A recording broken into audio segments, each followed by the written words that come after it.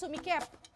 Kung kanina gumawa tayo ng corn silage para maging pagkain ng mga tupa, ang celebrity guest naman natin ngayong gabi magtatanim ng mais para sa next batch ng paggawa ng corn silage. Balita ko sanay sa hasyenda si Chris Aquino. Bingkay? Bingkay, nasaan na ba yun? Nabivertigo ako. Ay mali, si Chrissy Aquino pala. Medyo may ines. Like, oh! Ganun talaga. Kinaaaliwan siya bilang impersonator ni Miss Chris Aquino at pumatok din ang kanyang iba't ibang content online. Medyo may ines. Like, oh! Ganun talaga. Napasigaw ako. Ang unang step sa pagtatanim ng mais, land preparation o pagbubungkal ng lupa gamit ang tractor. Wow!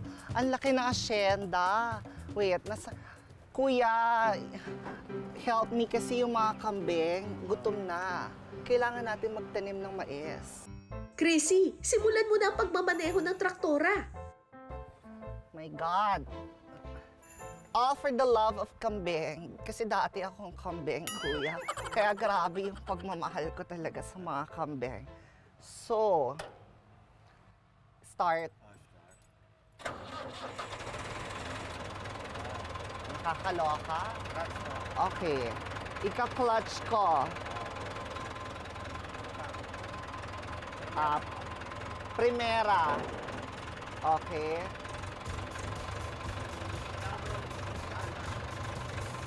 Oh. Okay.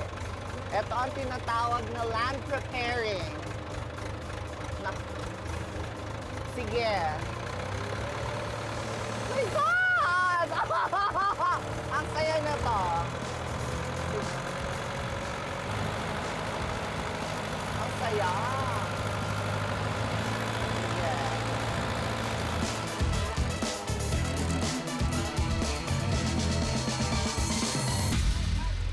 Hindi pala maganda minsan ang maging kambing kasi it's all about me, and me. Ipapabigay ko na to, kuya. Bungkalin mo the rest of the lupa. Nakakaloka. Diyos ko, para ako nagpulbos. Ang sunod na step, furrowing o paglalagay ng linya sa lupa. Ito ang susundan o magsisilbing gabay sa pagtatanim ng mais. Kailangan straight. Hindi gagalaw. Ay, my God, wait. Sige, ang hirap magpaka-straight. Kasi sometimes gumigewang din yung machine. So, I think it's more of, dito, control siya. Kanina yung bangs ko, diretso. Ngayon kulot na siya. Kasi stress na. Nabubungkal talaga. Yung kabila, talagang nabungkal siya eh. Wala bang nabibili na lang na pagkain? You're ready to eat for the mga kambing.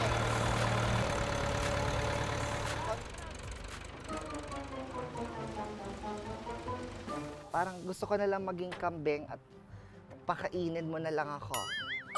May final step pa tayo, which is yung pagtatanim. Ang galing mo. Naisip mo yon. Ba't hindi na lang ikaw ang gumawa? Hindi, okay, sige. Dahil andito na rin ako. Sige, nasaan ang mga buto? Bingkay ang buto? Chrissy, huling step na ng planting process. Kaya mo yan! Okay, kuya, this is the buto. Why is it pink? Or ano ba to? Purple? Parang yung meron siyang timanong chemical. May chemical. Parang insecticide. May kontra ng langgam. Kontra langgam. Langgam at kahit ibang mga peste. Bukbok lang. Okay. Sa pagtatanim ng mais, parehong gagamitin ang kamay at paa. Kada laglag kasi ng isang buto ng mais, kailangan itong tabunan gamit ang iyong paa. May tamang distansya din sa pagtatanim. Dapat kasi may pagitan ng 10 pulgada ang bawat buto. Makikita niyo yung distansya, isang paa. Parang 1 foot. Naging 2. Pag ito 2, tumubo, ako may kasalanan. So malapit na tayong matapos.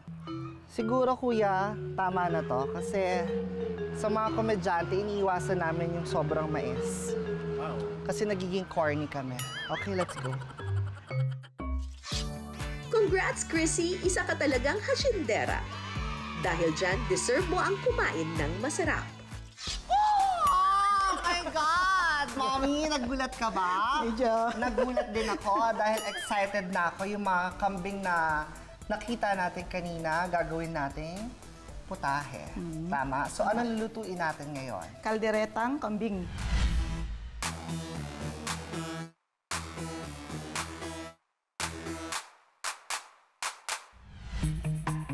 Igigisa muna ang bawang at sibuyas.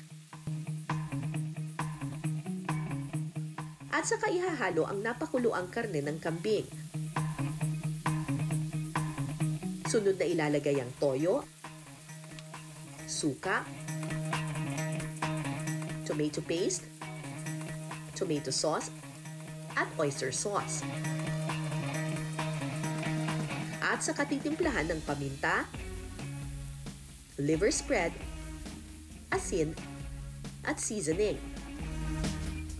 Idadagdag na rin ang carrots, patatas, cheese na gawa sa gatas ng kambing, at dahon ng laurel. Sunod na ilalagay ang red bell pepper, green peas, at fresh na gatas ng kambing. Pakukuluin lang ito ng 10 minuto at ready to plate na ang kalderetang kambing.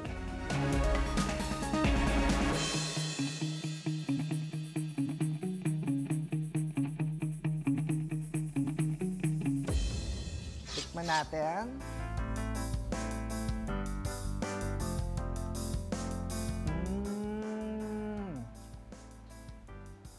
Ang lambot! And super malinamnam. Sarap. Hindi mo iisipin talaga na kambing siya. Naging creamy siya because, syempre, with the help of the cheese and the milk. Pasado sa akin. Kung gigradean ko to, this is 10 out of 10. No, I'm not kidding. Kain.